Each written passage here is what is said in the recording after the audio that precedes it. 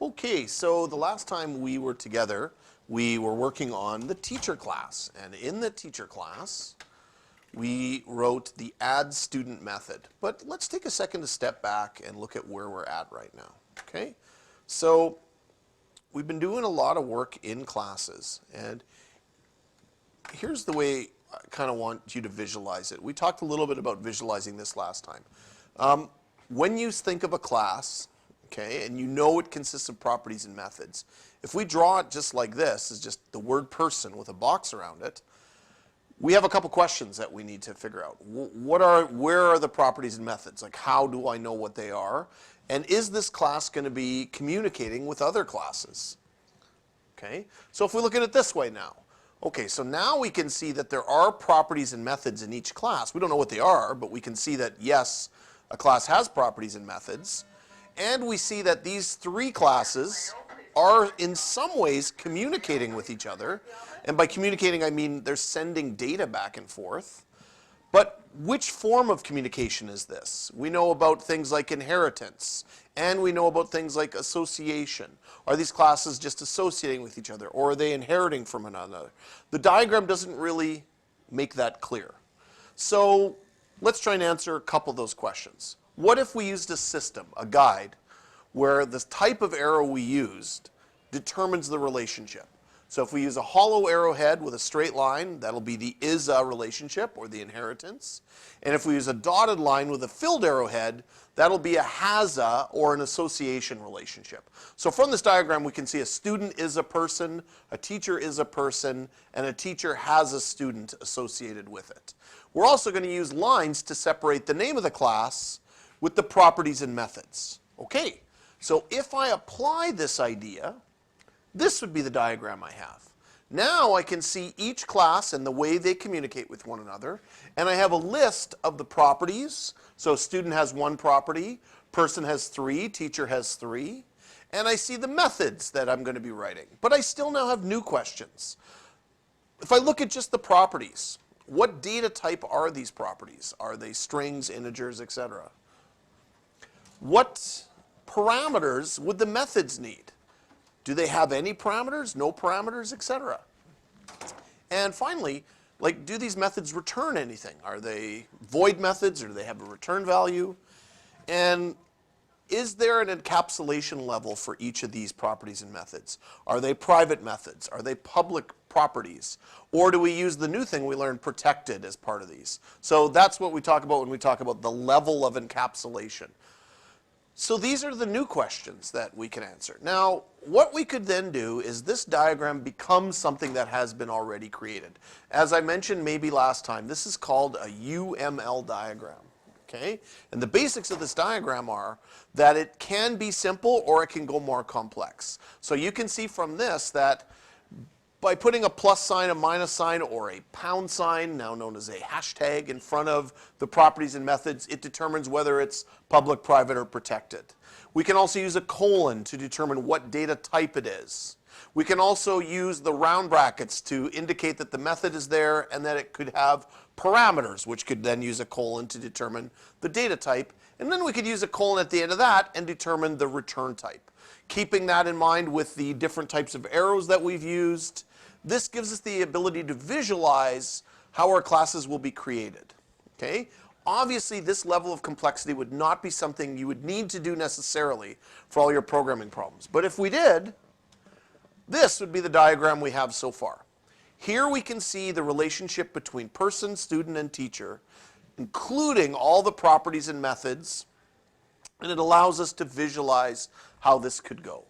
Now, this is a way that UML diagrams are often created. And in actual programming companies, they often use UML diagrams, okay, to build the start of how they can create their software. And they actually can use software to help build UML diagrams. This is a little online tool that does that. And here you can see that it does things like creates an object called room. And then from room, an object called structure. And from structure, an object called window and wall. Okay? So these are different ways we can see relationships in action. And we can even see things like with window, we can see that it has two private properties, opacity and isOpen. We see opacity as a double. We see isOpen as a Boolean. That's the data type. We can see three methods that are all public with the plus sign there. Two of them return nothing. One of them returns a Boolean. Okay? We also see that both window and wall come from structure, and the relationship is inheritance.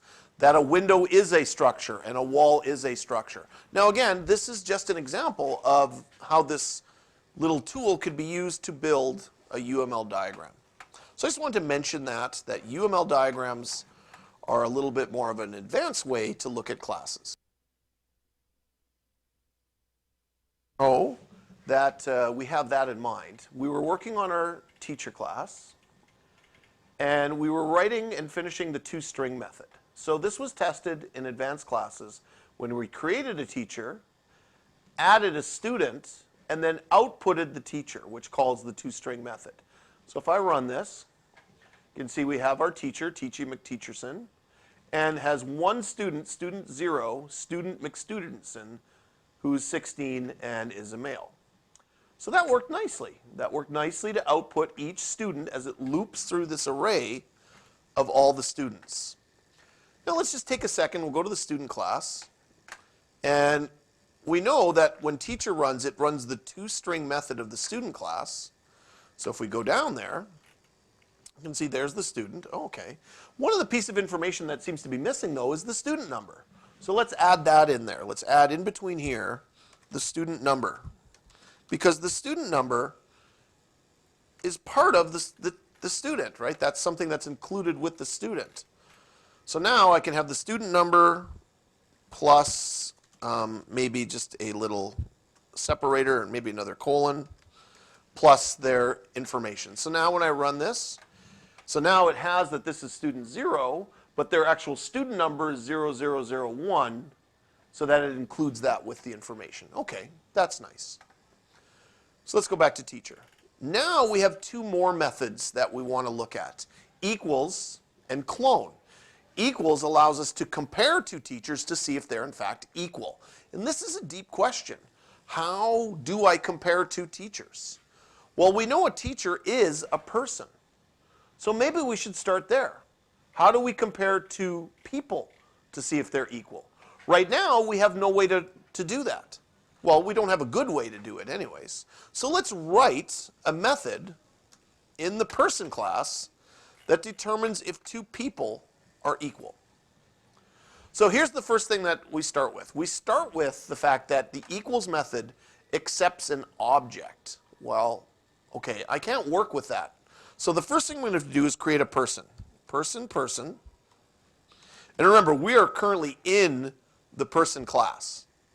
So we're going to create a second person inside the person. And the way we're going to do that is we're going to cast. You may remember casting from back when we did it in the variables unit at the beginning of grade 11. We're turning an object temporarily into a person. That's again called casting. Okay? The way you can think of casting is like it's putting on a costume. Just like in a play, you're cast in a costume in a play. You're not really a pirate, you're just cast as a pirate. So this object is putting on a person costume, which means now it can become this person. Okay, so that's casting, just a quick review of that. So now that we've done that, we can get the information out of that person. So let's get the name. The name equals person dot, okay, here's a bit of a problem. Name, as you can see by this icon, is locked. It's a private property. But we wrote a method called get, and you may remember that's called a accessor method, to pull the name out that way. Okay, so that works. So now we can get their name. Int age equals person dot, oh, okay, age is public. So that's not a problem. I can access that without using an accessor. So now I have their name and their age. All right, one more thing to get is male, okay, equals person dot is male. Now is male isn't public and it isn't private, it's protected. But luckily that applies here. A protected property is allowed in this case. So that'll work fine. We can just keep it simple like that. So now we have the name, the age, all of that information has been read. So now we have all the right stuff from this person, which was the object. Okay? So it started off as an object. We turned it into a person. And then from this person, we've pulled out the name, the age, and the gender. So we have all the information we need. We now need to compare it with the person that we currently are, because we are currently inside of the person class. So to use that, we're going to use the reference this. So if this dot name dot equals, because it's a string, we have to use dot equals the other name. Okay? And actually what we're looking for is not if they're equal, but let's stop for a second and think about that. When I say this dot name, I'm referring to the property way up top, that property. The top of this class. That's what the word this means. When I say name right here, I'm talking about the name that I got right here, which I got from person, which is right here, which I got from the object, because I cast the object into a person. So I'm comparing the property with the name that comes from the parameter, the object, which we've transformed into a person. Now we don't actually need to know if they're equal. We need to see if they're not equal. So let's just stick at the front of this if statement a not symbol. So if they're not equal, we return false. These are not two equal people. According to the way we've defined it, if their names are not the same, they're not an equal person. But now let's go on to check the other stuff. If age not equal to this dot age, return false. Okay, so the same thing happens here, but because age is just an integer, it's something simpler, we don't have to use a fancy equals. We can just use the not equals as it appears like that. And we can do the exact same thing with Ismail. So I'm just going to do a little copy paste to cheat that. And there we go. As long as the genders are not the same, we've now checked all three things. The names are not equal, return false. The ages are not equal, return false. The genders are not equal, return false. If it makes it through those three if statements, we can finally just return true. These are two equal people. It has passed all the tests. So now I can compare one person with another person using equals. Well, that's handy. How will that apply to the student class? In the student class, we also have an equals method. And as you can see, it returns super.equals, which means it uses the equals method of the person class, which is good. But two students will be equal if they have the same name, same age, and same gender. But actually, what happens if they have different student numbers? Then they're not the same student. So we need to add that piece of information into the equals method of the student class. Okay? So we just changed the person equals method. We wrote it all out. It looks good. Now let's change the equals method of the student class by adding a little if statement. But first, we need to once again turn our object into a student. So student equals cast as a student this object. Oops. Now that we have a student, we can compare it. So we can get the student number. But let's just put it sort of all in one if statement. If student.student number is not equal to this dot student number, then I'll just return false. So if the two student numbers don't match up, if the student number, and student, remember, comes from object. So if that student number doesn't match this student number, which is the one up here, it's a property of the class, then I say they're not equal students. They have different student numbers. But if they have the same student numbers, then I can go to my equals method of the person class. And then it goes on to check the rest of this. And it will either return true or false at that point. So I check first the student numbers, and then I go and use the method that I've already applied to the person class. So now let's go to our teacher class. So with a teacher class, we're checking to see if two things are equal. Okay. But once again, we've got a generic object here. So let's turn it into a teacher.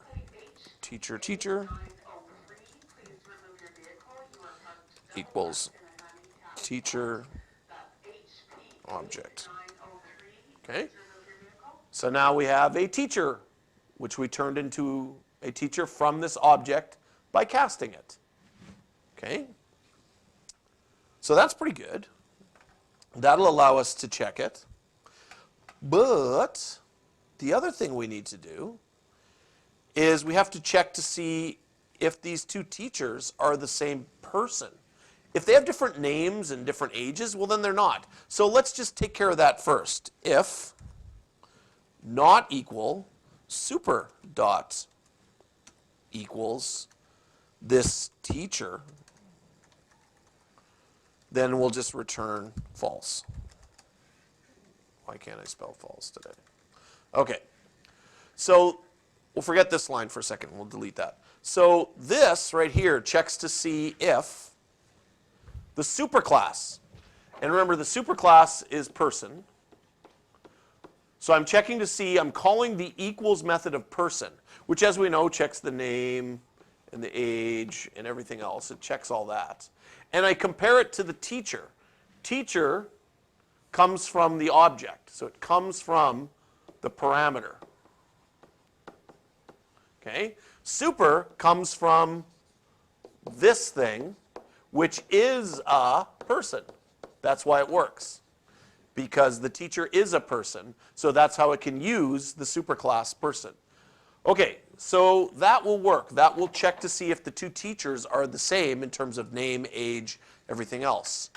This is kind of what we did in the student class, but then we also compared another property. And in the teacher class, we don't have any property like that, except we have all the students. So one thing we could do is compare every single student to see if they're equal as well. This will make this equals method very deep in its comparison. It's no longer a shallow comparison. It deeply goes in and digs in and not only checks all the person properties, but we're going to have it check every single student. So let's run a for loop. Up to students dot length, which will loop through every single student in the array. And what we'll do is we'll start comparing them. But there's one potential problem. If we have two teachers, so if I have teacher 1 and teacher 2, and we know each one has an array of students.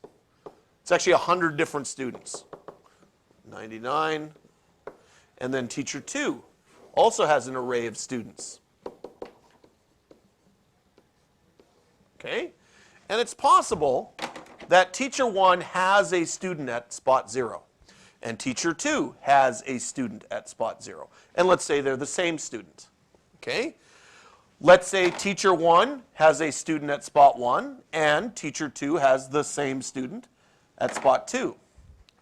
But for some reason at spot 99, there's a null right there, because we never did add a 99th student, or pardon me, a 100th student to teacher 1. But over on teacher 2, I actually have a student there. Well, even if they all match up to that last point, they would not be equal because the two sets of students would be different. So the next piece of code we're going to write deals with that. Here's what it looks like. We check to see if this dot students spot I equals a null, and at the same time, teacher dot students spot I is not a null. So one spot has a null, and the other one has an actual student there. Well, if that's the case, these are not two equal teachers. So let's just return false right here. Now, the nice thing about returning from a method is it stops any loops that are happening at that point. So right there, that would stop the loop from occurring, which is nice. So we don't have to go any further. We found a spot where there's a student here, or pardon me, there's no student here, but there's a student in this one, so they're not equal. But the other thing could be true. It could be that this one has a spot and this one doesn't have a spot. So let's just reverse that logic by copying and pasting this, adding it as an else if. So now what we'd have is this spot is not a null and this spot is a null. Okay, so that's just the reverse of the one up here, reversing the logic. But that's a nice else if to take care of it because, again, it could be the other way around. So finally, now we know there's a student at two spots. The same two spots has a student or it has a null. So we don't care if it's a null. So let's just check to make sure that this spot, spot I, is not a null. There's an actual student there. And now we can check to see if the two students are the same. We can check to see if this dot students spot I dot equals teacher dot students spot I. Now that's a nasty long line, but that will in fact check two students at each spot to see if they're equal. And what it does is it's calling the equals method in the student class. So it's calling this method right there. Now, I don't care if they're equal. I care if they're not equal. So once again, make sure you add that not symbol right there. It's very important. Okay, so if they're not equal, return false. Seriously? Can't spell false. All right, finally, in this giant, enormous method that we've been writing, there's one last thing to do. If it makes it through this first test where they're both the same person, and then it makes it through this long test where it goes through the entire array of students, and it never returns false, and it gets all the way down to here, well, then it's passed all the tests. So we return true. These are two equal teachers. So that is a very deep version of the equals method. It goes through every single spot in the student array. It also checks the two teachers by calling upon the method from the person class, which we now have, which, while I'm looping, also calls upon the equals method of the student class, which I also have now. So I got lots of good stuff happening there to compare two teachers. And this was, again, an exercise in sort of methods and arrays and classes and equals. All right. With that in mind, we're now going to look at cloning.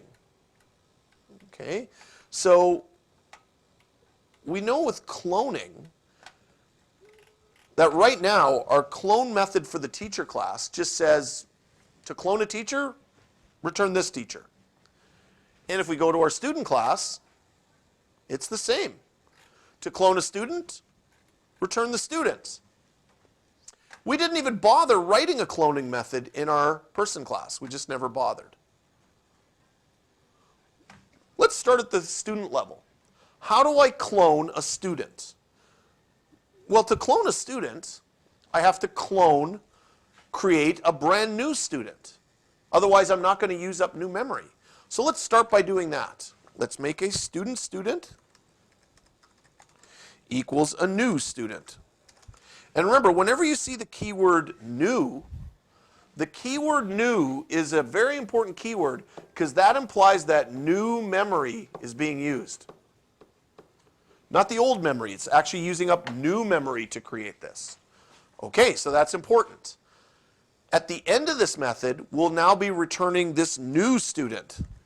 Not this, but a new student. All right, but we also have to look at the constructor.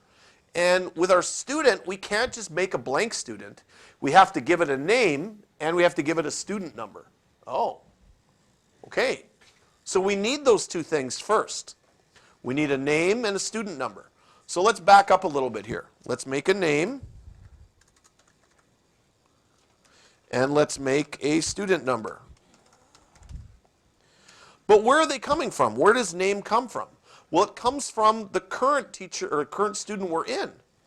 So it'd be something like this dot name, but because name is protected, pardon me, it's private, I have to use my accessor get method to get the name. Student number comes from this dot student number. That one's fine. Even though it's a private property, or protected in this case, because I'm inside the class, no problem there. So now when I create the student, I can pass it the name and the student number. And now this student holds the same name and the same student number as this object. Okay, but that's not actually enough. There's a little more information we need to send over to make this student a perfect clone. Because we took the name and we took the student number, but if we think about person, there's a couple more properties to deal with. Age and gender. So we better copy those over as well. Student equals this dot age. Oh, that's public, so that shouldn't be a problem. And whoops, student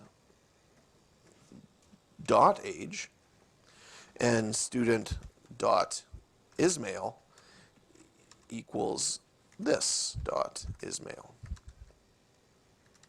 Cannot type. There we go. Now I have a perfect copy, a perfect clone.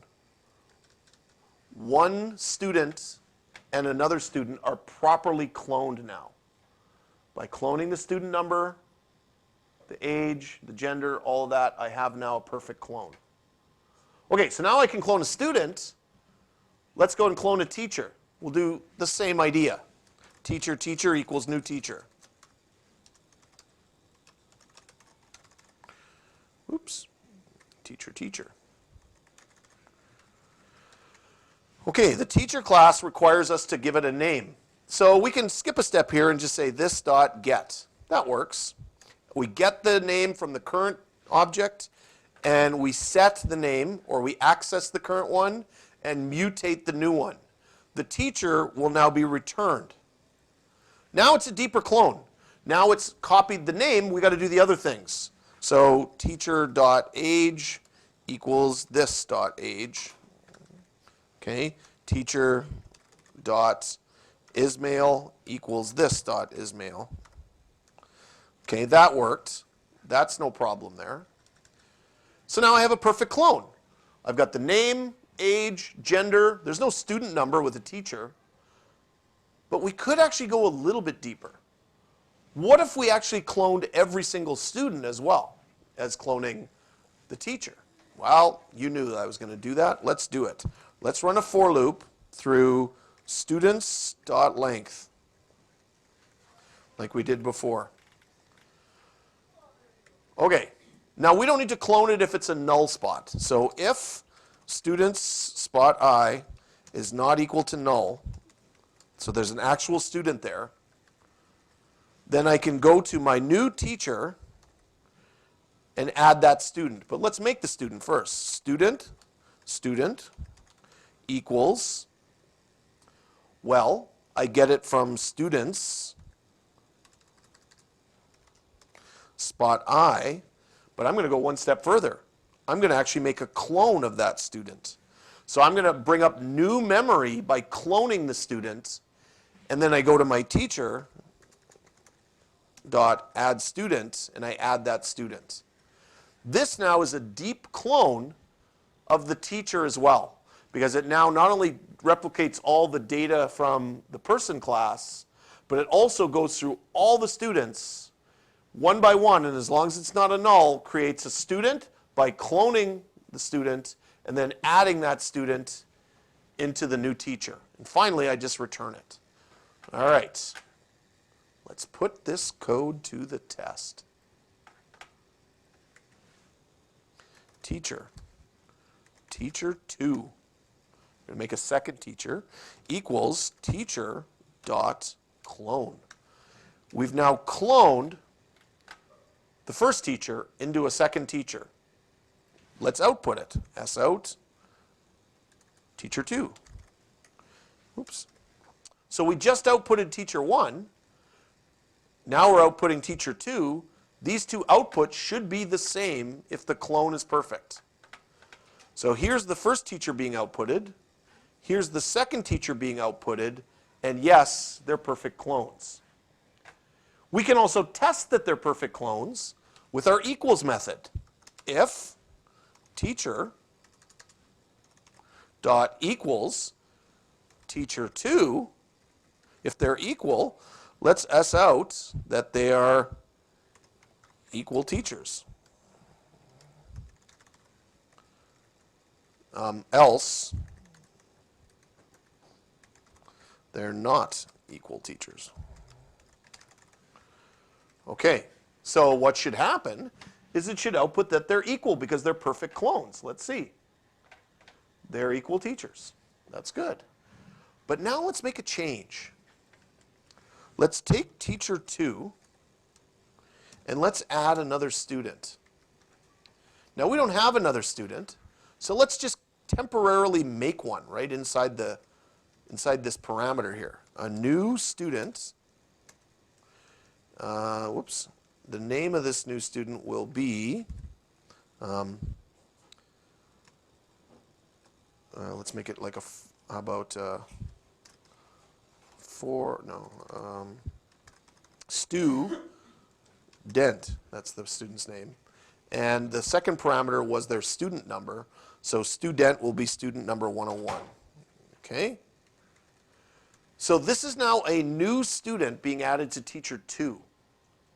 Teacher 2 now has a different student. Now this is what's called an anonymous object, because I actually don't give a name to this new student.